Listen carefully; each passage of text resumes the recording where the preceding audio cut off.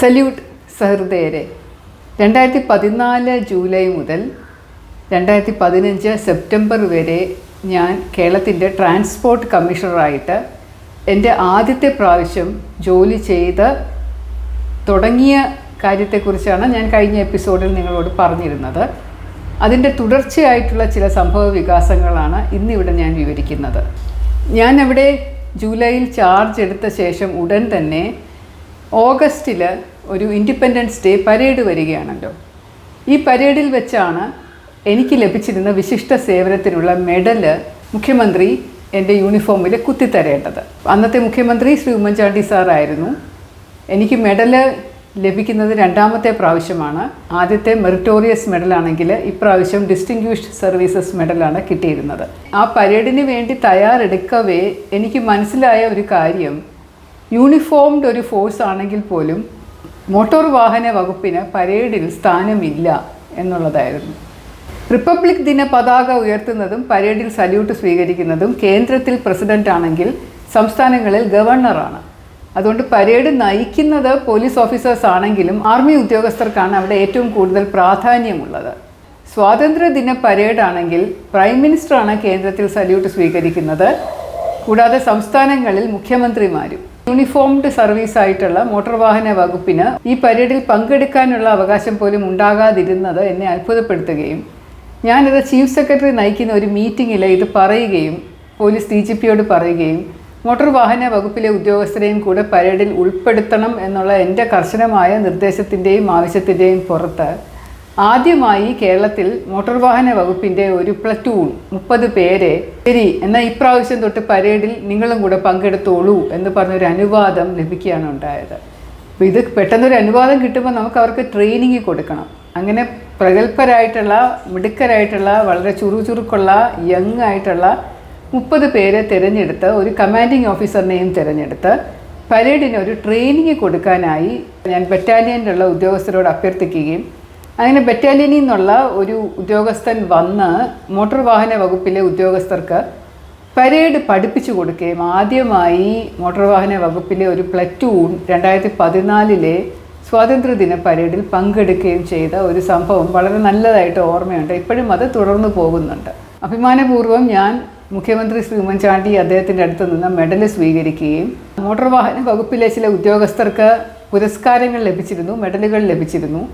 അങ്ങനെ അവർക്ക് നൽകിയ സ്വീകരണ ചടങ്ങിൽ ഞാനും പങ്കെടുക്കുകയും ഇവർക്കെല്ലാവർക്കും എൻ്റെ ഓഫീസിൽ വെച്ച് ഒരു അനുമോദന ചടങ്ങ് നടത്തി എല്ലാവരെയും പ്രത്യേകമായിട്ട് ഒരു പ്ലാക്ക് നൽകി ഒരു പാരിതോഷികം നൽകി അഭിനന്ദിക്കുകയും ചെയ്ത ഒരു നല്ലൊരു സംഭവം എനിക്ക് ഓർമ്മയുണ്ട്. അത് ഈ ഓഫീസേഴ്സിന് ഒരുപാട് പ്രചോദനം നൽകി എന്നുള്ളത് എനിക്ക് ഉറപ്പാണ്. സാധാരണ എല്ലാ വർഷവും നടത്താറുള്ള ഒരു മീറ്റിംഗ് 2014 അവസാനത്തോടു കൂടി വിളിച്ചു കൂട്ടി ഡൽഹിയിൽ വെച്ച് ഏതൊരു ഹോട്ടലിൽ വെച്ചിട്ട് ഓർഗനൈസ് ചെയ്തപ്പോൾ ഞാനും അതിൽ സംബന്ധിച്ചിരുന്നു.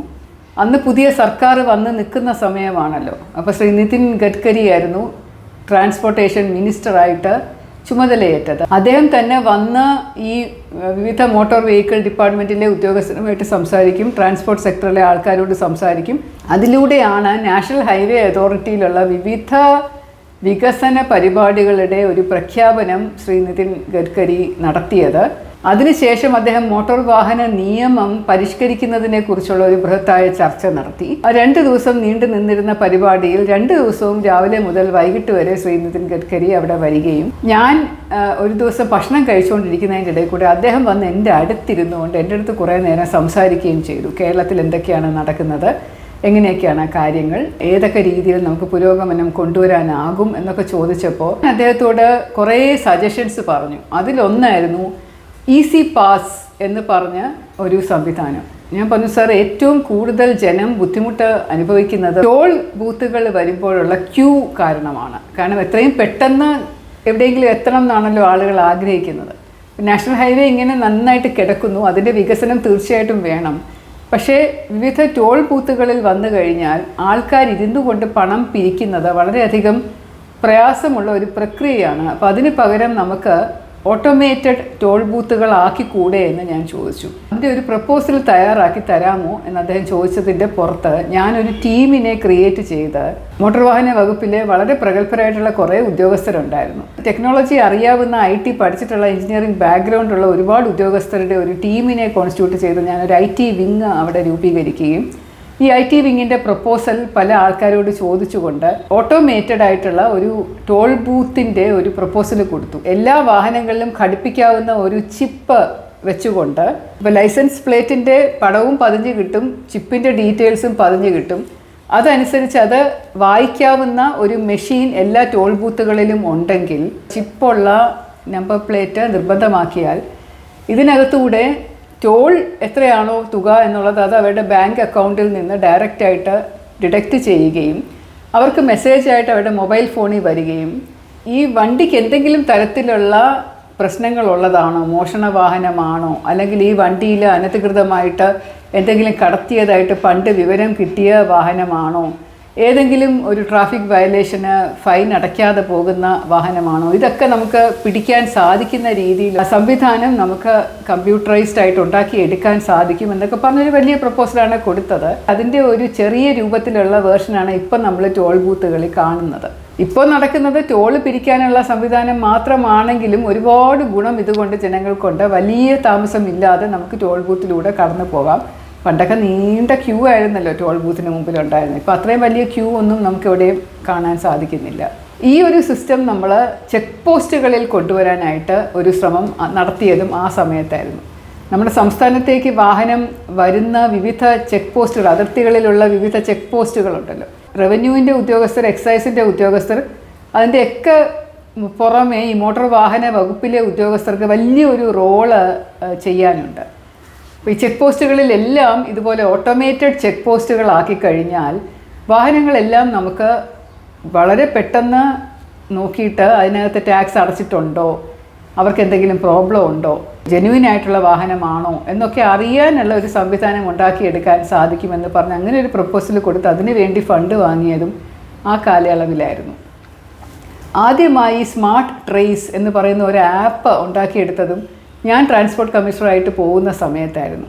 ഒരു ആപ്പിനകത്ത് കേരളത്തിൽ രജിസ്റ്റർ ചെയ്യുന്ന എല്ലാ വാഹനങ്ങളും, ഇത് മറ്റ് സംസ്ഥാനങ്ങളിൽ ഉണ്ടായിരുന്നു പക്ഷേ കേരളത്തിലില്ലായിരുന്നു, കേരളത്തിൽ നമ്മളത് ഡെവലപ്പ് ചെയ്തെടുത്തു. എല്ലാ വാഹനങ്ങളുടെയും ഡേറ്റ നമ്മൾ അതിനകത്തോട്ട് കയറ്റി അതിനകത്ത് ഫോൺ നമ്പർ ഉണ്ടാവും, അഡ്രസ്സ് ഉണ്ടാവും, ഇൻഷുറൻസ് ഡീറ്റെയിൽസ് ഉണ്ടാവും, പൊല്യൂഷൻ സർട്ടിഫിക്കറ്റ് ഉണ്ടാവും, വാഹന രജിസ്ട്രേഷൻ്റെ ഡീറ്റെയിൽസ് ഉണ്ടാവും, വാഹനം എത്ര പ്രാവശ്യം കൈമാറ്റം ചെയ്യപ്പെട്ടു, എത്ര ഒഫൻസുകൾ അതിനകത്ത് പിടിക്കപ്പെട്ടു, എല്ലാ കാര്യങ്ങളും അടങ്ങുന്ന ഒരു ആപ്പായിട്ടാണ് സ്മാർട്ട് ട്രേസ് നമ്മൾ ഡെവലപ്പ് ചെയ്തെടുത്തത്. ആരുടെയും വലിയ സഹായമില്ലാതെ ഇൻറ്റേർണലായിട്ട് ചെയ്തെടുത്ത ഒരു ആപ്പാണ്. പക്ഷേ ഇത് വളരെ സക്സസ്ഫുൾ ആയിട്ടുള്ള ഒരു ആപ്പായിരുന്നു. എല്ലാ മോട്ടോർ വാഹന ഓഫീസേഴ്സിൻ്റെയും മൊബൈൽ ഫോണിൽ ഈ ആപ്പ് ഉണ്ടെന്നുണ്ടെങ്കിൽ നമുക്ക് എന്ത് വാഹനം എവിടെ കണ്ടാലും അതിൻ്റെ നമ്പർ മാത്രം അടിച്ചു കൊടുത്താൽ നമുക്ക് ഈ വാഹനത്തിൻ്റെ ഫുൾ ഡീറ്റെയിൽസ് ആ ഫോണിലേക്ക് കിട്ടുന്ന രീതിയിലുള്ള കാര്യമായിരുന്നു. കേരളത്തിലുള്ള മോട്ടോർ വാഹന വകുപ്പാണ് ആദ്യമായിട്ട് സക്സസ്ഫുള്ളായി സ്വയമായി ഒരു കമ്പ്യൂട്ടറൈസേഷൻ ചെയ്തെടുത്തത്.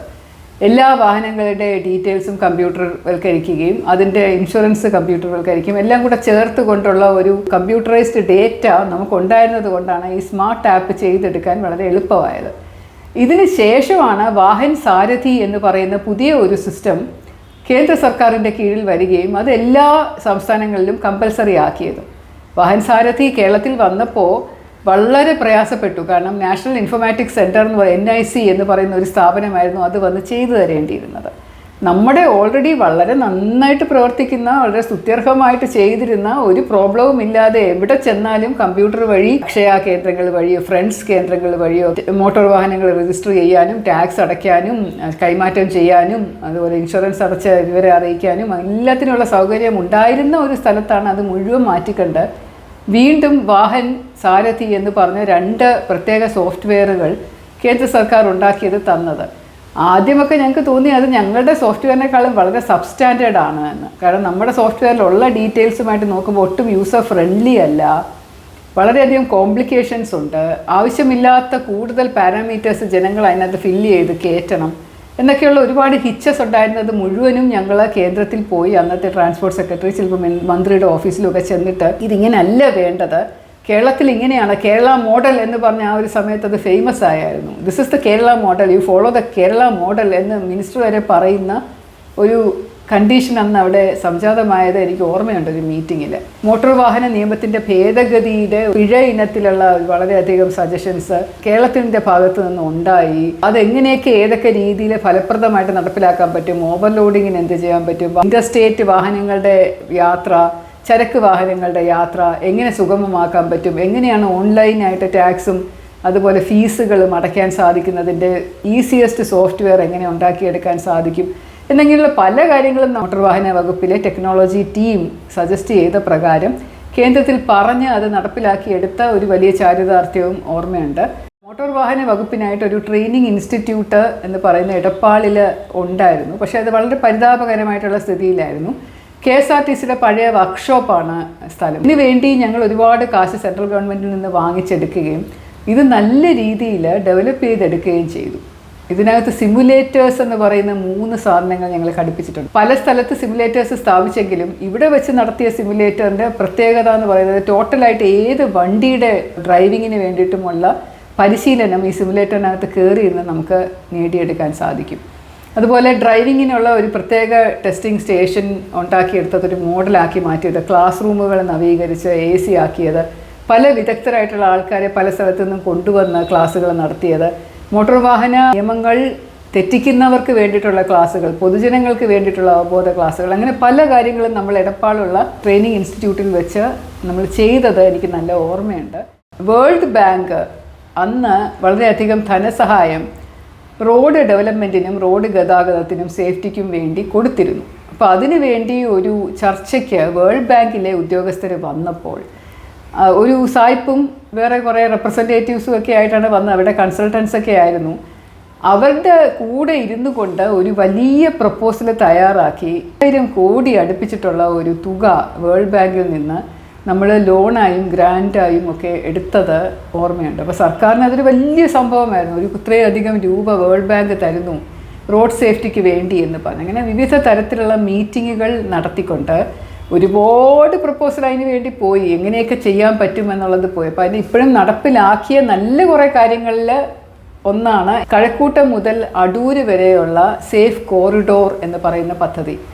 അവിടെ നമ്മൾ റോഡ് മുഴുവനും നല്ല രീതിയിൽ വികസിപ്പിച്ചെടുക്കുകയും അവിടെ പാർക്കിങ്ങിൻ്റെ ഓരോ സ്പേസുകളായിട്ട് അലോട്ട് ചെയ്ത് കൊടുക്കുകയും ക്യാമറ സർവൈലൻസ് വെക്കുകയും പല സ്ഥലങ്ങളിലും ഫുട്പാത്ത് ഇല്ലാത്തടത്ത് അത് വെക്കുകയും ആക്സിഡൻറ്റ് പ്രോണായിട്ടുള്ള ഏരിയ മുഴുവനും സ്ട്രെയിറ്റൻ ചെയ്ത് നൂത്ത് റെഡിയാക്കി എടുക്കുകയും ഒരുപാട് വളവുകളും തിരിവുകളും ഉണ്ടായിരുന്നതെല്ലാം മാറ്റി പാലങ്ങളൊക്കെ വലുതാക്കി അങ്ങനെ ഒരു സേഫ് കോറിഡോർ അടൂര് വരെ, അടൂർ ബൈപ്പാസ് തീരുന്നത് വരെ കഴക്കൂട്ടം മുതൽ എടുത്തത് ഈ ഒരു സമയത്ത് കിട്ടിയ ഫണ്ടിൽ നിന്നായിരുന്നു.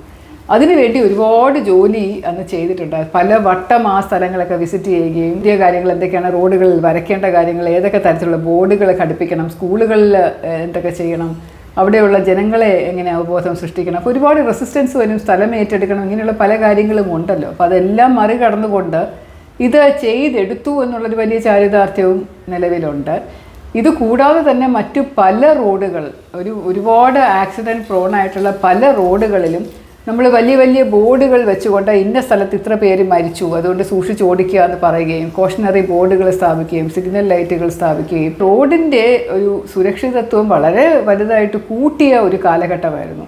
വേൾഡ് ബാങ്കിൽ നിന്ന് ഫണ്ട് കിട്ടിയപ്പോൾ ഇത് പല ഡിപ്പാർട്ട്മെൻറ്റുകളിലായിട്ട് വീതിച്ച് കൊടുക്കേണ്ട മീറ്റിങ്ങുകളിൽ പലപ്പോഴും പോലീസ് ഡിപ്പാർട്ട്മെൻറ്റൊക്കെ ഭയങ്കര ദേഷ്യമായിരുന്നു എന്നോട്. കാരണം അവർ വീതം വെച്ച് കൊടുക്കുന്ന സമയത്ത് കൊടുക്കുന്ന പ്രപ്പോസൽസ് പലപ്പോഴും ഞാൻ കൂലംകഷമായി ചർച്ച ചെയ്യും.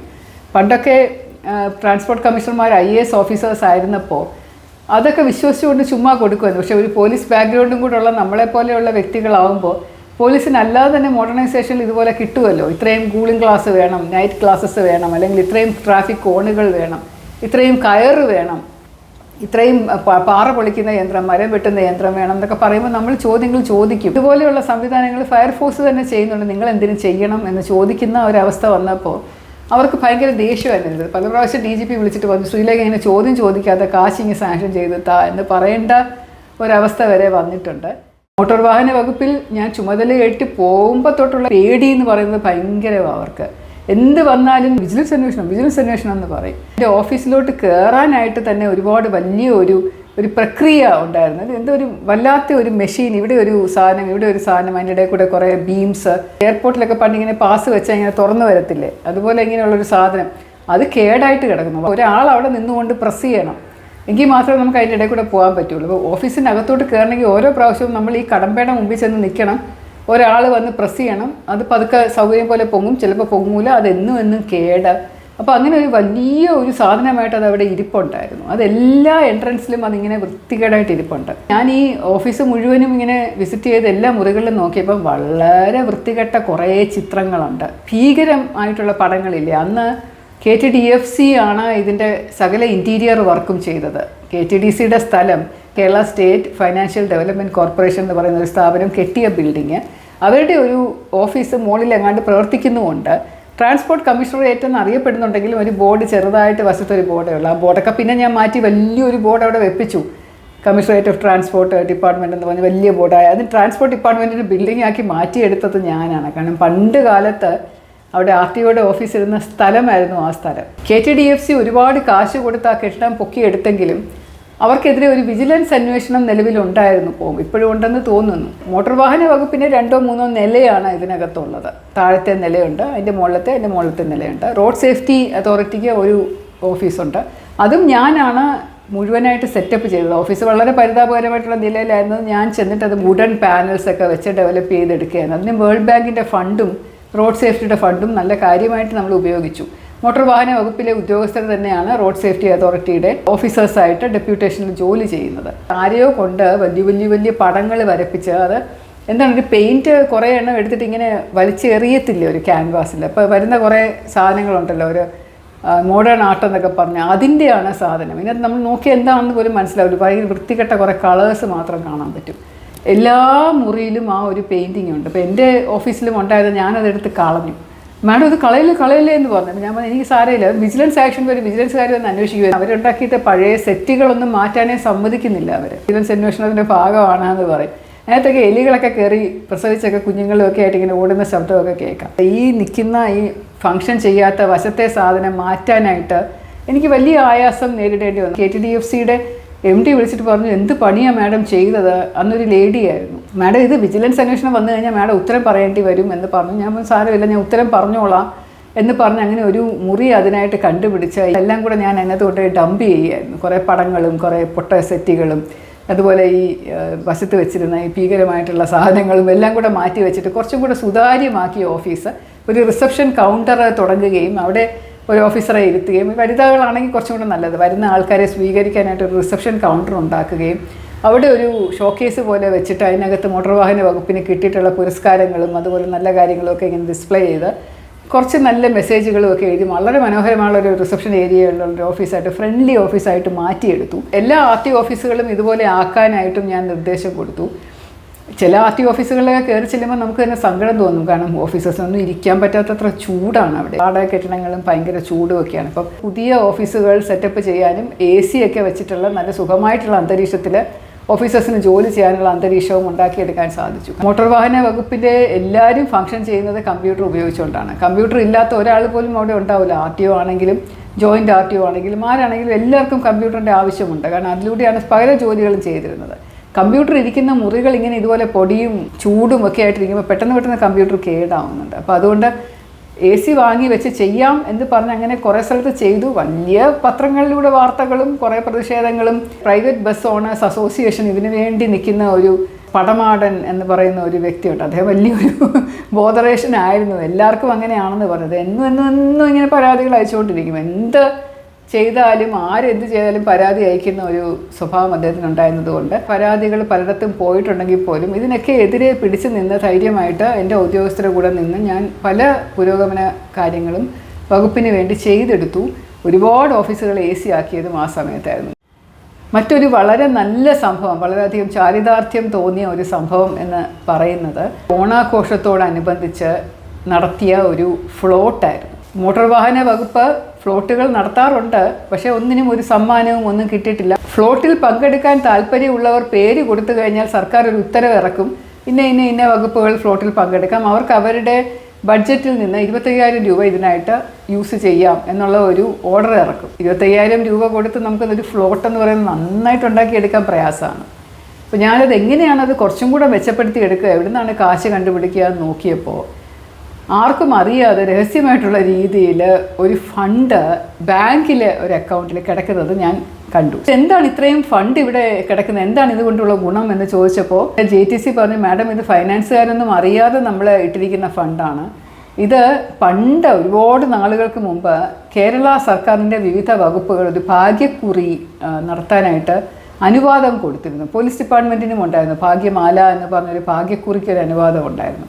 ഇങ്ങനെ മോട്ടോർ വാഹന വകുപ്പിനും ഫണ്ട് സ്വരൂപണം എന്നുള്ള പേരിൽ ഒരു ഭാഗ്യക്കുറി നടത്താനൊരു അനുവാദം കൊടുത്തിരുന്ന സമയത്ത് അന്ന് കിട്ടിയിരുന്ന കുറച്ച് പൈസയാണ് നമ്മളത് എന്ത് ചെയ്യണം എന്നറിയാതെ, വളരെ തുച്ഛമായ തുകയായിരുന്നു അന്ന്, 1-2 ലക്ഷം രൂപയൊക്കെ ഉണ്ടായിരുന്നുള്ള വിജിലൻസ് അന്വേഷണം വരുമോ, ആരെങ്കിലും എന്തെങ്കിലും ചെയ്യുമോ എന്നുള്ള പേടി കാരണം അതങ്ങനെ കിടന്ന് ഇപ്പോൾ 26 ലക്ഷം 27 ലക്ഷം രൂപയായിട്ട് ഇങ്ങനെ കിടക്കുന്ന ഒരവസ്ഥയിൽ ഞാൻ ധൈര്യസമേതം ഒരു തീരുമാനം എടുത്തു, നമുക്ക് ഈ പണം ചിലവാക്കാം എന്ന്.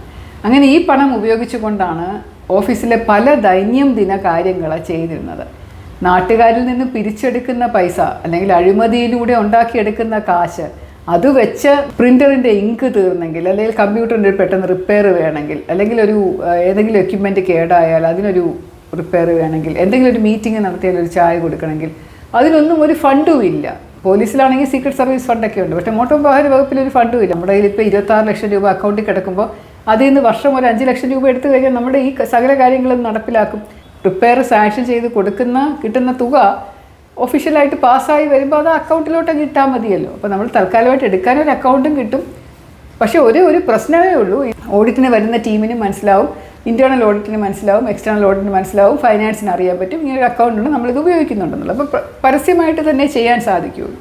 എന്തായാലും ചെയ്യാം എന്ന് വിചാരിച്ച് ഞാൻ ആ അക്കൗണ്ടിൽ നിന്നും കുറച്ച് പൈസ എടുത്തിട്ടാണ് ഫ്ലോട്ട് കുറച്ചും കൂടെ നല്ല രീതിയിൽ കളർഫുള്ളായിട്ട് വലിയൊരു സാധനമൊക്കെ വെച്ച് ഫിറ്റ് ചെയ്തത്. അതിൻ്റെ തീം വളരെ സിമ്പിളായിരുന്നു. നിയമം ലംഘിക്കുന്നവരെ നമ്മൾ പിടിച്ചില്ലെങ്കിലും കാലൻ പുറകെ ഉണ്ട് എന്നുള്ളൊരു ധ്വനി കൊടുക്കുന്ന പോലെ ഒരു വലിയ കാളയെ നമ്മൾ രൂപമുണ്ടാക്കിയെടുത്ത് അതിനെ ഇങ്ങനെ അനക്കുന്ന രീതിയിലാക്കി അതിൻ്റെ മുകളിൽ ഒരാൾ കാലൻ്റെ യമൻ്റെ വേഷം കെട്ടി ഇരുന്നു കൊണ്ട് കയ്യിലൊരു കയറിങ്ങനെ വീശിക്കൊണ്ട് അയാളിരിക്കുകയും നൽകിക്കൊണ്ടിരിക്കുകയും മുമ്പിൽ ഹെൽമെറ്റ് ഇല്ലാതെയും ലക്ഷ്യമായിട്ടും ഇങ്ങനെ ഭയങ്കര സ്പീഡിൽ ഓടിച്ചുകൊണ്ട് പോകുന്ന പടപടപടാന്ന് 2 പയ്യന്മാരുടെ അത് സൃഷ്ടിച്ച് വെക്കുക. അതിനകത്ത് ശരിക്കും പയ്യന്മാരെ നമ്മൾ ഇരുത്തി. ഫ്ലോട്ടിനകത്ത് എപ്പോഴും സൈലൻറ്റ് ഫ്ലോട്ടുകളാണ് എന്നാണ് പറയപ്പെടുന്നത്.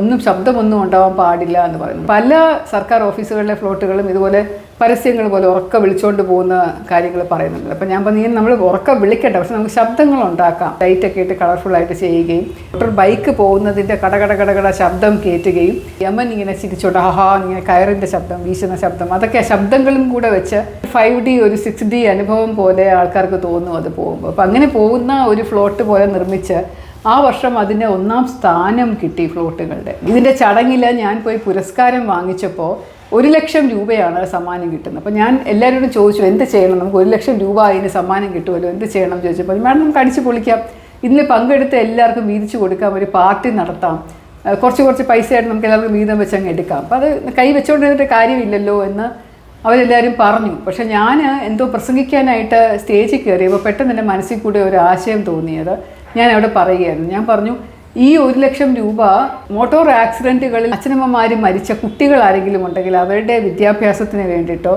അല്ല അവരുടെ ഉന്നമനത്തിന് വേണ്ടിയിട്ടോ ചിലവാക്കാനായിട്ട് ഒരു ജീവകാരുണ്യ പ്രവർത്തനത്തിനായിട്ട് ഉപയോഗിക്കാനായിട്ട് ഞങ്ങൾ തീരുമാനിച്ചു എന്ന് പറഞ്ഞപ്പോൾ വലിയൊരു കരഘോഷമാണ് അവിടെ മുഴങ്ങിയത്. കാരണം അത് ആദ്യമായിട്ടാണ് ആരെങ്കിലും അത് പറയുന്നത്. ഞാൻ പിന്നെ തിരിച്ചു വന്നിരുന്നപ്പോൾ പല ഡിപ്പാർട്ട്മെൻറ്റുകളും എന്നോട് ചോദിച്ചു എന്തൊരു വിട്ടിത്തമാണ് മാഡം പറയുന്നത്, ഇനിയിപ്പോൾ ഞങ്ങളും അതുപോലെ ചെയ്യണമെന്ന് ആളുകൾ പ്രതീക്ഷിക്കത്തില്ലേ, കഴിഞ്ഞ വർഷവും ഇനിയുള്ള വർഷങ്ങളിലുമൊക്കെ ഇതുപോലെ പൈസ കിട്ടുമ്പോൾ ഞങ്ങൾ തന്നെ ചിലവാക്കുക ചെയ്യുന്നത്, ഇതുപോലെ മാഡം ഒരു വലിയ ഇതായിട്ട് ജീവകാരുണ്യ പ്രവർത്തനത്തിന് വേണ്ടി ഞാനിത് ചിലവാക്കും എന്ന് പറയുന്ന ഒരു രീതിയിലേക്ക് വന്നപ്പോൾ കരഘോഷത്തിന് വേണ്ടി പറഞ്ഞതാണ് എന്നുള്ളൊരു ധാരണ എല്ലാവർക്കും കിട്ടുമല്ലോ. ആ ചെക്ക് വെച്ച ഒരു അക്കൗണ്ട് തുടങ്ങി അങ്ങനെ ഒരു ജീവകാരുണ്യ പ്രവർത്തനത്തിനായി ഒരു പരിപാടി മോട്ടോർ വാഹന വകുപ്പിൻ്റെ ഹെഡ് ഓഫീസിൽ തുടങ്ങി എന്നത് വളരെ സന്തോഷമുള്ളൊരു കാര്യമാണ്. പക്ഷേ എന്നെ നിരാശപ്പെടുത്തിക്കൊണ്ട് എൻ്റെ പിൻഗാമി ആ പൈസ എടുത്ത് എന്തോ ചെയ്തതായിട്ട് ഞാൻ അറിഞ്ഞു. ശരിയാണോ അല്ലയോ എന്ന് എനിക്കറിയില്ല. കുറച്ച് കാര്യങ്ങളും കൂടെ ഉണ്ട്, അത് അടുത്ത എപ്പിസോഡിൽ പറയാം. സസ്നേഹം, ശ്രീലേഖ.